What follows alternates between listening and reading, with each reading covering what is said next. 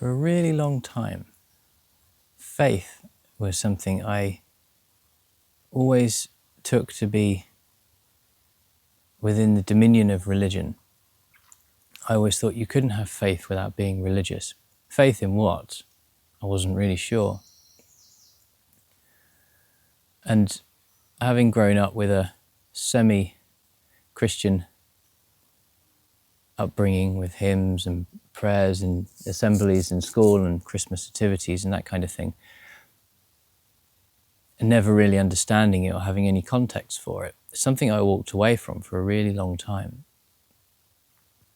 When I got into my late 20s, I started to form my own appreciation for what faith was, and without the religious element. And don't get me wrong, I have nothing against religious practices, I have nothing against spiritual practices of any nature. They have value to the people that practice them. And I've embarked on some of those practices myself, but I've come to see that the relationship many of us, and myself included, for a long time have with the thing we call God or spirit is there's always one striving towards the other. There's always something seeking its fulfillment in the other thing. And I was taught, or led to believe, that God was this being or entity separate from myself, and that if I do certain things, I can find my way there.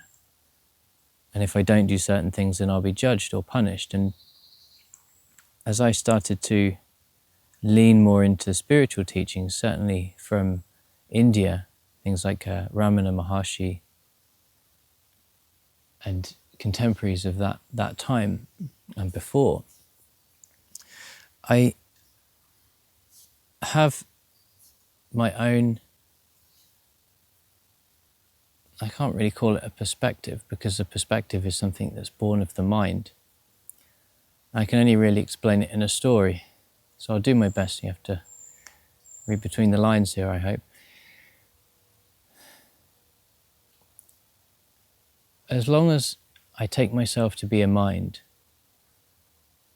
a bundle of thoughts, there's always the promise of something in the future relieving me of the desires I have in this moment, or the sense of unfulfillment, or the sense of lack. As long as I take myself to be the sum of my thoughts, I'm continuously striving towards another day which carries with it the promise of better. When I understand myself to be the observer of those thoughts, independent of the thoughts, but empowering them through attention, then my relationship to life deepens.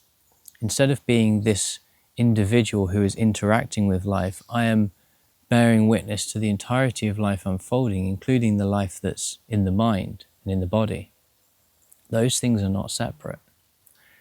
And for many years I've been in and out of this.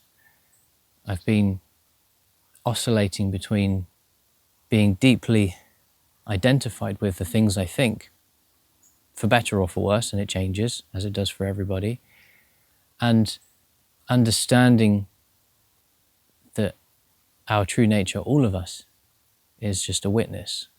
I say just as if it's something that's not important, but just as in it's simply that. For the last 4 or 5 years, I've been on this cycle of skirting the outsides of the spiritual life, I suppose. And I've become engrossed in the materialistic pursuits and pleasures of having stuff and looking a certain way and living a certain way. And as I found before in life, I get to a point where that just becomes unfulfilling and I walk away from it, as I did last year. And there's this enormous void, which many of us have filled by work, whether it's meaningful or not, but it's a void. And in the absence of having work to do, in the traditional sense, i.e. a distraction, I've had to go through this process of facing all of the desires and the attachments and the aversions and seeing them coming up in ways that I wouldn't have anticipated.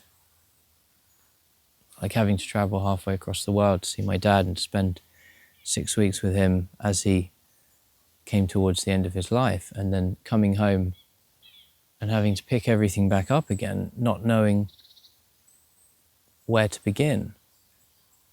And it's brought me full circle to the reason I started this whole, or this, I don't know, I can say I started it, but it began the spiritual practice or the spiritual process or the process of me returning to that which has always been there and clearing away all of the mind-made obstructions that tell me that there's something I have to do before I can be happy or complete or fulfilled.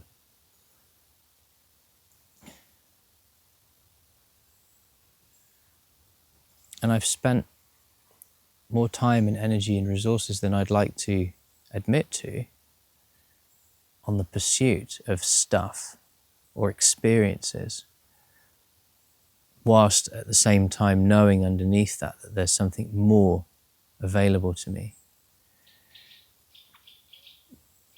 And I don't know if this is something that exists in everybody. I can only speak for myself, my own experience.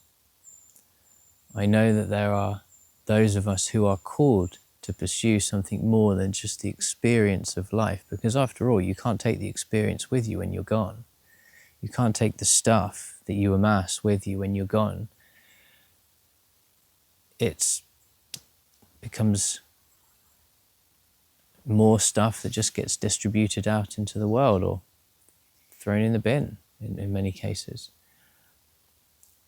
And so what really is a meaningful life? Is it a life where we strive to provide value for others, whether that's our family or people we work with or some kind of purpose or mission, or is it something underneath that? Is it the understanding of who and what we really are behind all of this human experience? I've been trying to understand and answer this question for probably the best part 15 years now, and I don't have an answer, but I don't think the point is to arrive at an answer.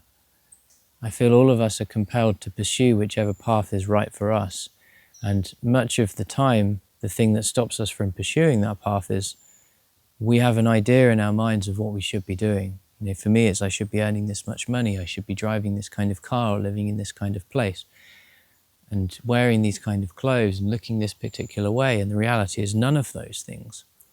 And if I'm not okay with that, then I'm going to go on this pursuit of having to get those things, having to fight for those things, rather than seeing what's here, which is a life has provided me, the life I am has provided me with an enormous amount of space to see the abundance of nature throughout the seasons, and also to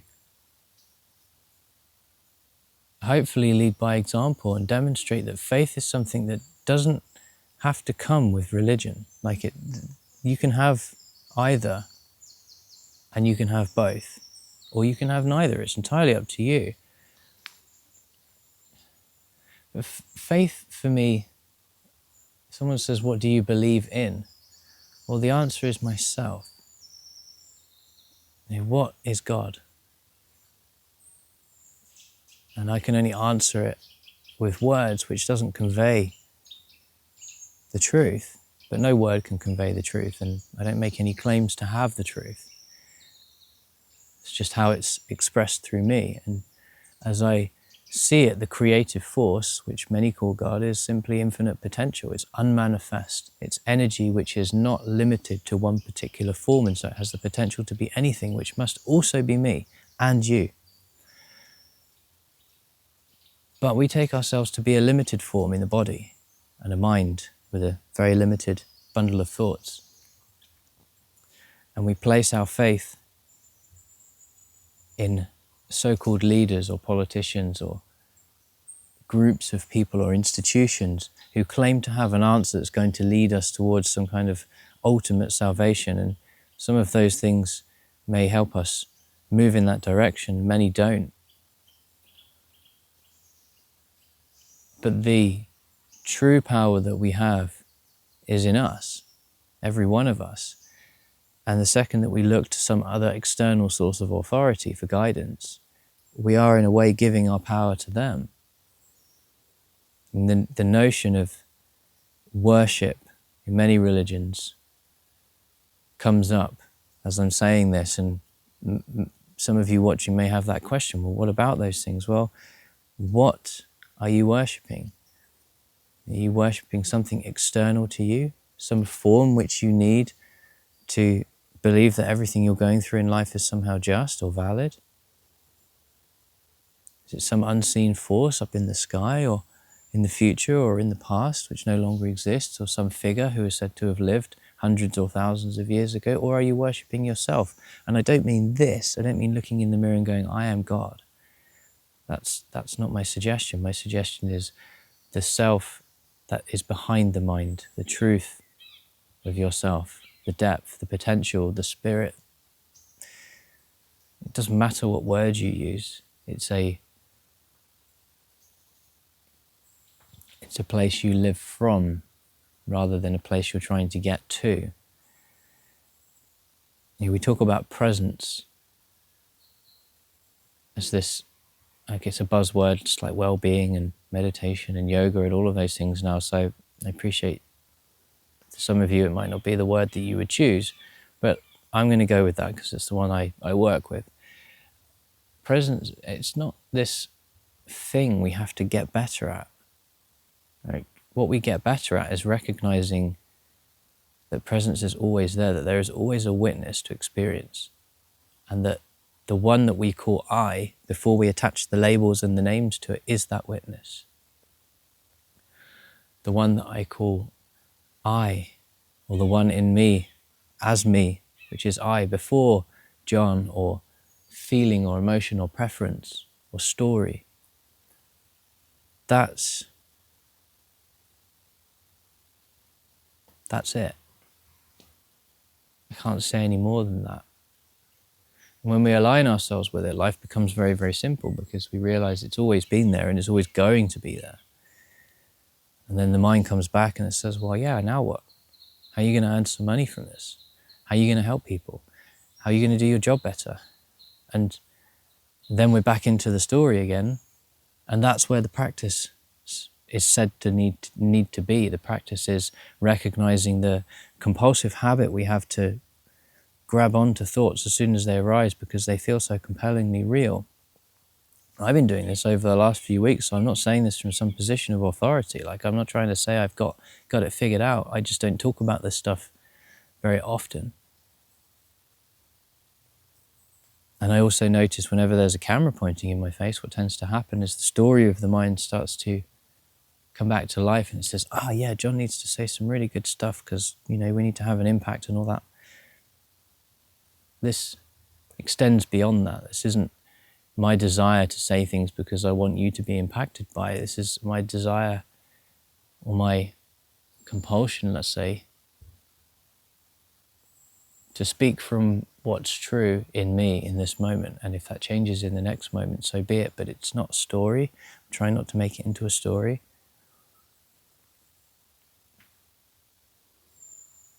And as these videos start to evolve and as I start to accept more and more, or the acceptance happens, I don't know the best way to explain it, of the position that I am, rather than this position of I'm John and I've got this and I do this and here's my story, then my hope is that there'll be something in that for you that gives you a sense of possibility for yourself to be able to do the same, because everybody can. It doesn't matter what your story is, it doesn't matter where you've been in the past, it doesn't matter what your upbringing is or how many traumas you've had or how much therapy you've been to. There is always a possibility of something greater emerging. And I don't know exactly if it's something that is, let's say, predestined. Some of us are supposed to go through that process and others aren't. I'm sure you have your own opinion on this, and I don't wish to cast one. But the fact is, it's happened for me in this way, and I have endured a lot of hardship in my life, which, without knowing the potential for better existed in every moment, would have crushed me, would have led me to probably not be here anymore. More than once. And it's not like pain ceases to exist when one becomes aware of their true nature. It's that pain has perspective. And pain without perspective is where suffering comes, because we forget that pain is temporary. And we start to mistake it as something permanent. And then we're at odds with the experience because we don't want it. But to know that it's temporary and at some point it will change, just like this landscape around me, which I can't help but be captivated by, this will change at some point. We see it for what it is, which is transitory. It's momentary, it's not eternal. And there is something within that which is more stable than the experience of the change, which is the one who is aware of the change. And I shall endeavour to find the simplest form of language I can in here to explain that. But really, language doesn't cut it. This is something you can't intellectually grasp. And I've been trying for years. I've read as many books as you could possibly think of, all of the ones you've probably heard of and can suggest in the comments. And they can lead you so far, but they can't illuminate something which you already are. They can only speak of it. And to speak of it is not it. It's already here. It's a feeling, and words do a very poor job of conveying the depth of feeling that we as human beings have the good fortune to experience. And that's why there's so much art in the world and so much beauty in the form of music and painting and sculpture and dance, because it's a way of us being able to draw out the depths of feelings without having to use this limited form of words. But unfortunately, this is the best I have in this moment, and maybe next time I'll sing you a song, but for now, this conveys the feeling. It conveys the sense I have, which may be deeper or less deep than the next time or the previous time. And that's okay. I want you to see that this is a very human thing, to go in and out of it. And if you've been watching my videos already, you'll notice I've probably been more out of it than in it. And that's just because, well, I've been paying more attention to the thoughts, giving them more reality, giving them more power, more credence, more value, and then bringing them to life with that attention until such a point comes when something in me says, enough. You've gone too far. You've strayed too far from the path, let's come back.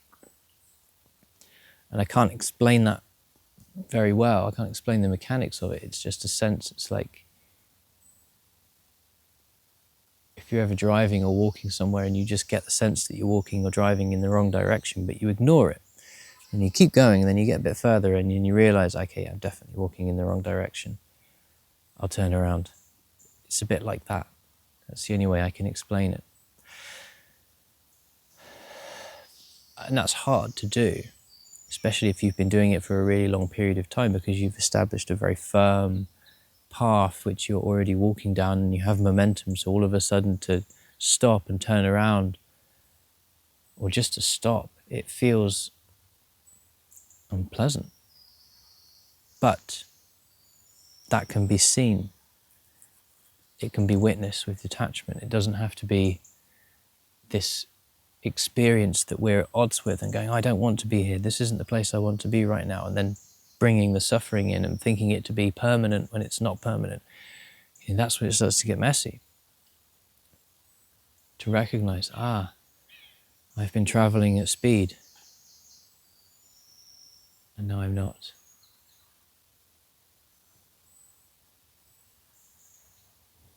and then you're here again. Until the next time, and then you come back, and then you come back. You know, it's called a practice, but it's not really a practice. It's like turning on the old fluorescent light bulbs, if you can remember those, where they sort of flicker for a moment and then they come on. You know, once the switch has been turned on, it's only a matter of time before the light stays lit. But for a time it will flicker. And I'm describing the flickering process. So it's not like you lose it and it's gone. Once you've had a glimpse of your true nature, it's always going to be there. It leaves a mark on you in some way. It changes you. It's just sometimes the moments between the flickering and the things which have to happen seem to be quite broad. Once the process begins, come on.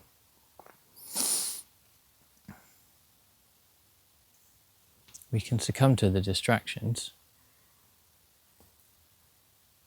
but we'll always return. You know, a dog on a lead can always walk off, but it gets to a certain point where you have to pull it back. And I've been pulled back. You can call it the hand of grace, you can call it spirit, you can call it anything you like. The self, the heart. It doesn't matter what you call it really. It's just a word that pleases your mind, ultimately.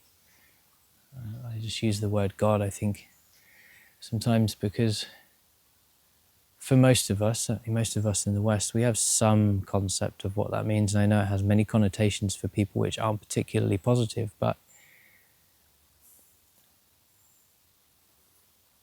why should we refrain from using a word because it scares us?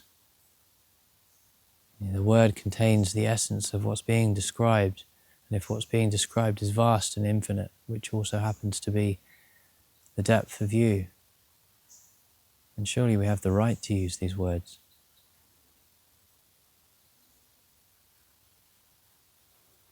And my prayer is for all who watch these kinds of videos, who are looking to find their way back home, to know that you are already on your way, that the switch has already been turned on and the flickering is beginning. And it may be that you have very long periods of time elapsing between those moments of illumination.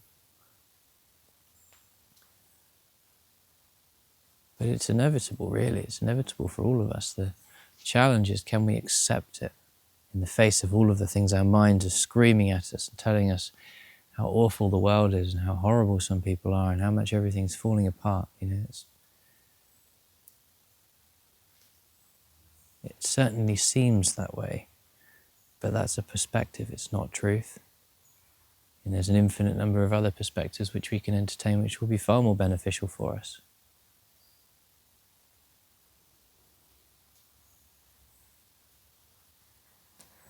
And know that you have permission to believe in yourself, even if you don't know how or why. Know that there is something deeper inside of you, behind the mind, which these words talk to. And know that that part of you will find, or create, or manifest the circumstances by which you, in this individual journey of being a human, are to come to that final realization. And that may look perhaps like misfortune. It may look like discomfort, as it seems to have for me. It may also look like success. You know, we don't have to suffer. We don't have to have misfortune to find our way to that. But if that's happening, and fighting it certainly isn't going to get you there any quicker. Resisting it isn't going to get you there any quicker. You know, no tree in this forest is resisting the sun that shines upon it, or the rain that falls on it, or the bugs that live on it, the birds that peck at it and eat its seeds. Yet they're all here. Some of them fall over and they continue to grow, or they nourish the forest underneath them. new life springs up in their place.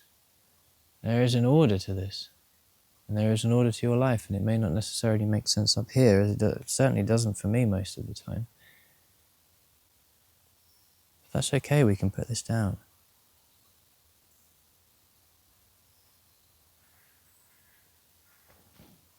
When we stop trying to make sense of everything, sometimes things start to make sense of their own accord.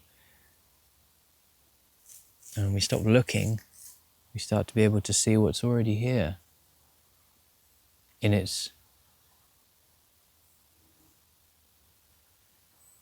own form of perfection, in its own form of beauty and silence.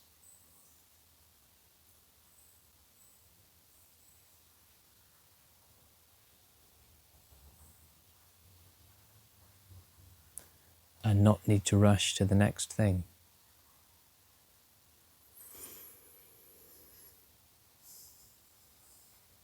Wherever you happen to be, take a moment.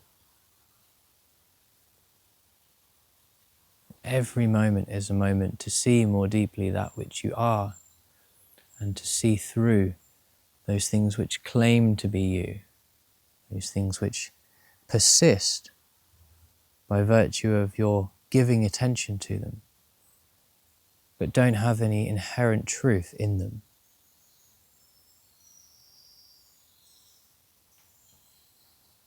And there's a lot more of this to come. And I'm primarily, as I've said before, my sharing here is, it would be great if there is value in this for you. It would be great if you can find some greater faith in your life, however that looks and feels for you. But primarily it's for me to allow and find expression for that which is within me, which wants to find its voice through the world. And I'm not particularly adept painter or sculptor or musician, and so this is the best I have. If you're joining me for the journey, I appreciate it, wherever it happens to go.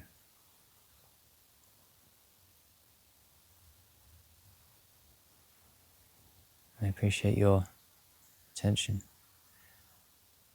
and I'll see you soon.